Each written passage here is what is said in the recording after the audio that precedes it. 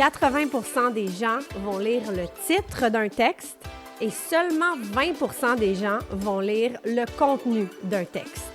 Le hook, le titre du texte, est la chose qui génère 80% des revenus en copywriting. Qu'est-ce qui fait d'un hook qui va être bon ou mauvais? Les humains, on adore la nouveauté.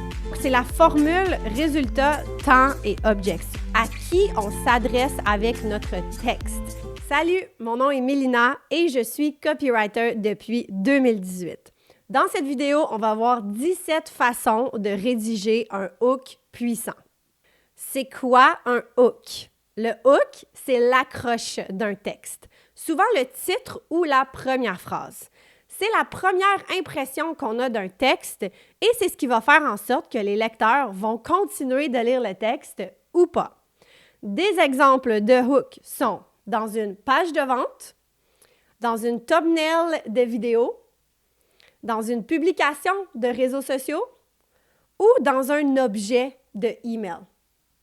Qu'est-ce qui fait d'un hook qui va être bon ou mauvais? Donc, voici un exemple d'un hook pour le même texte. Donc, d'abord, le premier, c'est « Pourquoi votre prof d'anglais ne vous permettra jamais d'être bilingue? » Et le deuxième hook pour le même texte, « Fait intéressant sur le bilinguisme. » Lequel des deux te donne envie de lire le texte? Tu l'as bien compris, le premier hook est celui qui génère de la curiosité et qui nous donne envie de lire le texte. Allons-y avec les 17 façons de rédiger un hook puissant. La façon numéro 1, c'est la curiosité. C'est ce qu'on vient de voir dans le dernier exemple. Un exemple étant « Pourquoi votre prof d'anglais ne vous permettra jamais d'être bilingue? » Donc, ça génère un élément de curiosité, ce qui fait en sorte qu'on veut continuer de lire le texte pour savoir pourquoi notre prof d'anglais ne nous permettra jamais d'être bilingue. Façon numéro 2, c'est les émotions. Un exemple, c'est la page de vente d'un iPhone, le titre étant « Résiste au glou-glou, plouf, plouf, splouch, splash, psht, whiz ». Donc, l'émotion qu'on génère ici, c'est le rire. Et ça va faire en sorte non seulement qu'on veut continuer à lire le texte, mais aussi qu'on va se rappeler du produit, du texte, du hook, parce que ça va avoir généré une émotion, donc notre cerveau va s'en rappeler.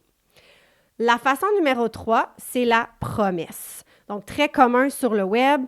Par exemple, 25 astuces pour maigrir sans se priver. Donc, on veut lire le texte pour savoir les 25 astuces et pour savoir comment on va arriver à cette promesse.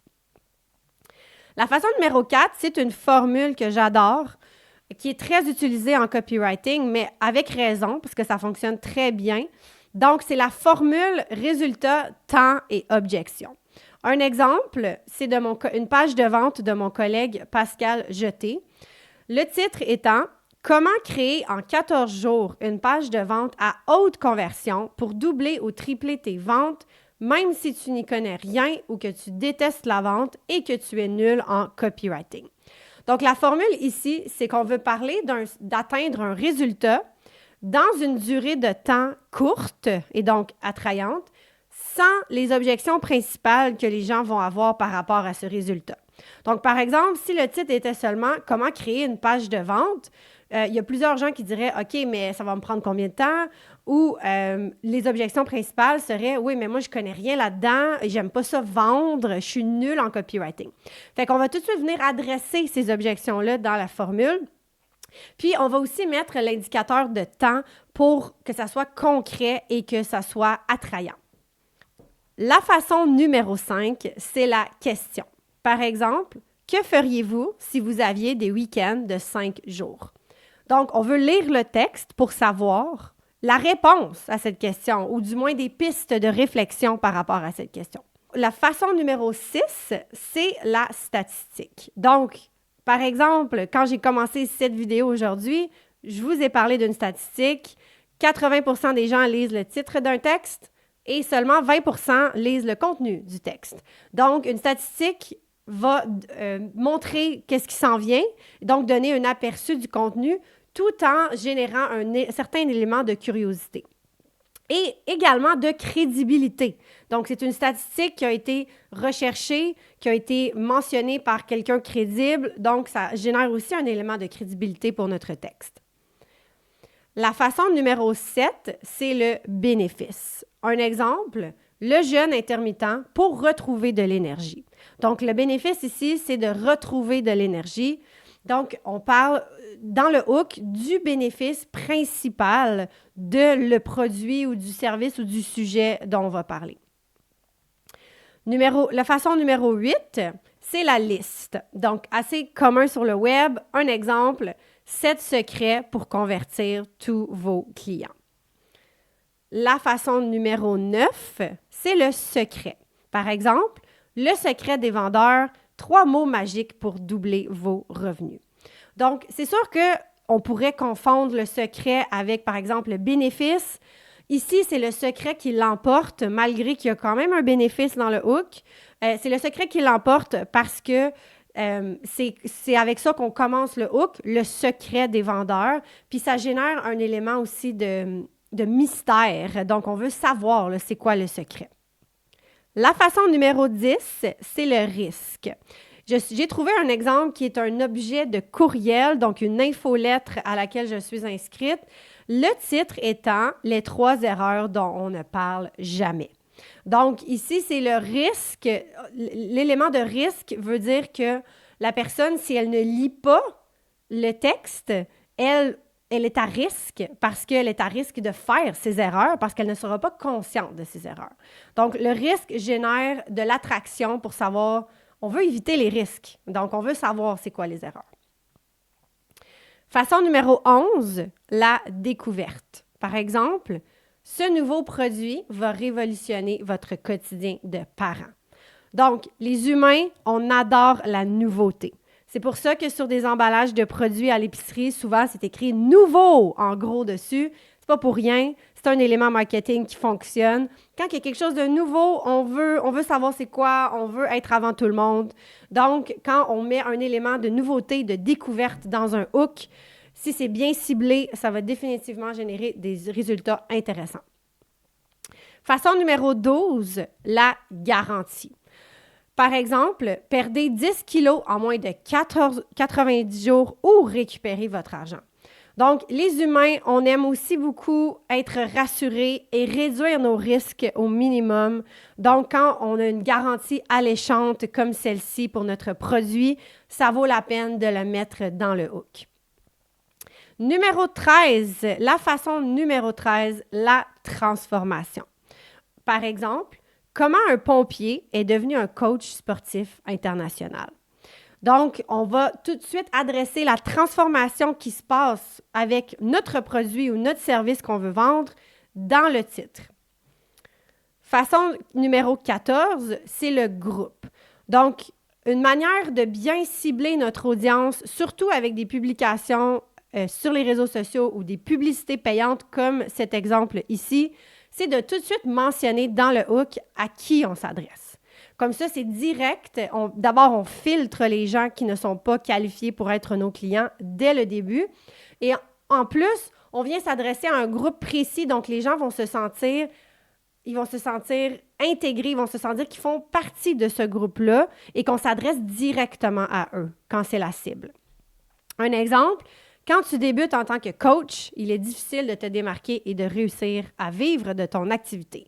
Donc, tout de suite, on vient identifier notre cible. Ce sont des coachs qui ont de la misère à vivre de leur activité. Et si la personne qui lit le texte fait partie de cette catégorie de gens, elle va tout de suite se sentir concernée. La façon numéro 15, c'est de mettre un devant l'autre, le bon et le mauvais. Par exemple, la bonne et la mauvaise stratégie pour préparer sa conférence. Donc, encore là, c'est une stratégie marketing qui vient jouer sur le risque dans un sens parce que, par exemple, si on a une conférence à faire, on veut s'assurer qu'on le fait de la bonne manière, donc on veut réduire les risques de se planter. Donc, de mettre ça de l'avant dans le hook, c'est très accrocheur pour cette situation. La façon numéro 16, c'est ce que j'appelle « ce que tout le monde devrait savoir ». Donc, l'exemple ici, c'est un article avec le titre « Ce que tout le monde devrait savoir sur le copywriting ». Donc, Encore là, les humains, on veut se sentir inclus, on veut se sentir qu'on fait partie, qu'on est au jus des tendances et de tout ça. Et si on se sent rejeté, on n'aime pas ça. Donc, on vient jouer sur cet élément-là ici en disant « Hey, il faut absolument que tu saches ça parce que tout le monde aussi va le savoir, donc il faut que tu sois inclus là-dedans. » Et la dernière, la 17, façon numéro 17, c'est la comparaison. Par exemple, la stratégie des vendeurs de produits comparée à celle des vendeurs de services. Donc, ici, il faut que ça soit très, très bien ciblé sur notre cible. Par exemple, ici, la cible, ça pourrait être quelqu'un qui vend des produits et aussi des services ou quelqu'un qui vendait des produits ou des services et qui veut transitionner à l'autre. Donc, veut savoir, là, c'est quoi la meilleure décision à faire entre les deux. Donc, voilà pour les 17 façons de rédiger un hook puissant. Comment rédiger un hook en 3 étapes? La première étape, c'est de définir sa cible.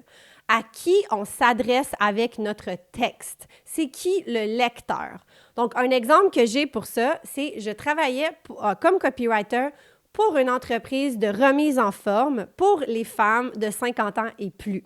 Et on avait remarqué que dans leur langage, les femmes utilisaient le mot « petite rondeur » pour définir leur corps. Donc, on a décidé d'intégrer ce mot dans nos hooks, les petites rondeurs, pour venir connecter avec la cible. Donc, comment on fait pour trouver les mots que notre cible utilise? On peut regarder des sondages que les clients ont remplis, des témoignages, des interactions sur les réseaux sociaux et autres. Étape 2, c'est de rédiger le texte en entier et de rédiger le hook à la fin. Donc, une fois qu'on rédige le texte en entier, on va avoir des idées claires dans notre tête de qu'est-ce qu'on dit dans le texte et donc qu'est-ce qu'on pourrait mettre de l'avant dans notre hook. Un truc que j'ai, c'est de rédiger une dizaine de hooks pour un texte, juste lâcher prise et se laisser aller notre créativité. Étape 3, laisse reposer ton texte. 1 heure, 1 journée, 2 journées et reviens-y avec des yeux reposés et analyse les 10 hooks que tu as écrits et élimine ceux qui ne font pas de sens à ce moment. Et mon truc, c'est d'en garder 3 à la fin. Et si je rédige pour un client en copywriting, je vais laisser le client déterminer lequel des 3 hooks il choisit. Voilà, c'était les 17 façons de rédiger un hook puissant. Sache qu'il y a beaucoup plus que 17 façons de rédiger des hooks. Il y en a des centaines. Mais la meilleure technique pour connaître qu'est-ce qui fonctionne avec une audience particulière, c'est l'essai-erreur. Donc, regardez les statistiques des courriels, les taux de clics, etc. pour savoir qu'est-ce qui fonctionne. C'est ce qui va te permettre de t'améliorer en continu et de créer des hooks les plus puissants possibles. Donc, sur ce, je te dis à la prochaine vidéo et je te souhaite une belle journée.